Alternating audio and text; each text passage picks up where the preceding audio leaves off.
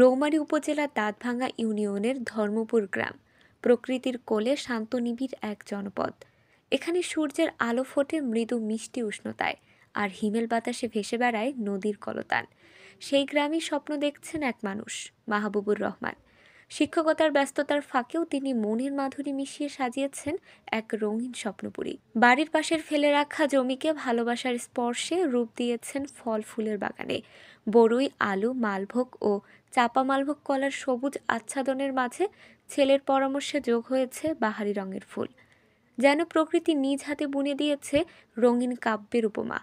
প্রতিটি ফুলের পাপড়ি তার পাতার নরম ঘ্রাণে ভেসে আসে পরিশ্রম আর ভালোবাসার গল্প। ভোরের সূর্য ওঠার আগেই দূর দূরান্ত থেকে মানুষ ছুটে আসে এই বাগানের মোহে। কেউ দাঁড়িয়ে থাকে নিঃশব্দে, কেউ স্মৃতির ফ্রেমে ধরে রাখে ফুলের হাসি। মাহবুবুর রহমানের এই স্বপ্নের বাগান যেন রৌমারীর মাটিতে এক নতুন প্রাণের ছোঁয়া।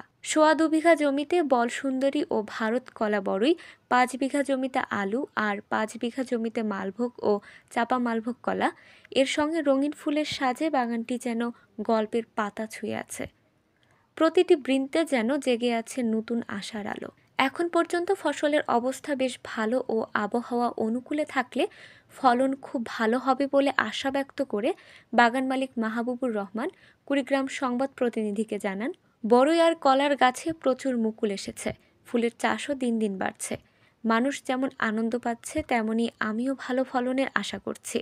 পরিশ্রম করলে আল্লাহ কখনো কাউকে খালি হাতে ফেরান না। বাগান দেখতে আসা দর্শনার্থীরা মুগ্ধ কণ্ঠে জানান, অনেক ফুল, আমি ঘুরতে আসছি, অনেক ভালো লাগছে।